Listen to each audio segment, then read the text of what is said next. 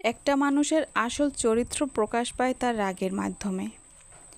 ভালো মানুষও রাগ করে, নিকৃষ্ট মানুষও রাগ করে। রাগ সবারই আছে। রাগের সময় সবাই প্রতিপক্ষকে কথা শোনায়, কিন্তু পার্থক্য হলো একজন ভালো মানুষের কথা, আচরণ, এমনকি কার্যকলাপও রাগের সময় কিছু দিক দিয়ে নিয়ন্ত্রণ থাকে। সে হয়তো কটু কথা বলবে রাগের মাথায়, উত্তর দিবে, কিন্তু নিকৃষ্ট কোনো কথা বলবে না।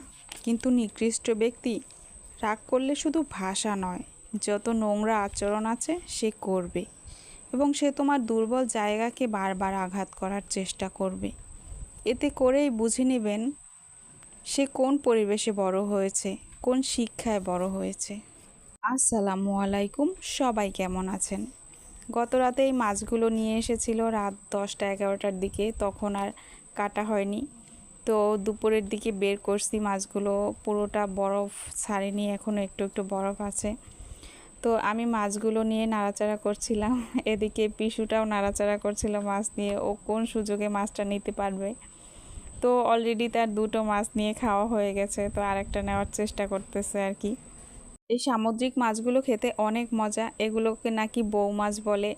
আসল নামটা আমি জানি না, আপনারা জানলে কমেন্টে জানাবেন প্লিজ। তো আজকে এটাই রান্না করব।